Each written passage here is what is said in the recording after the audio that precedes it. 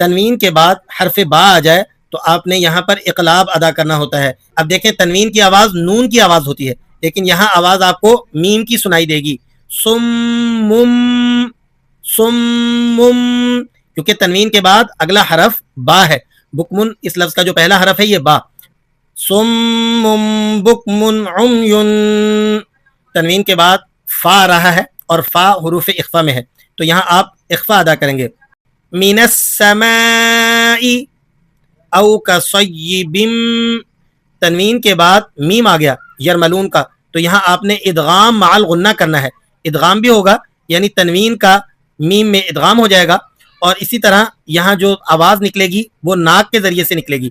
او کصیب او کصیب من السماء، اس طرح نہیں پڑھیں گے، بلکہ او کصیب من السماء. لفظ السماء میں مد متصل واجب ہے، حروف مدہ اور حمزہ دونوں ایک کلمے میں ہے.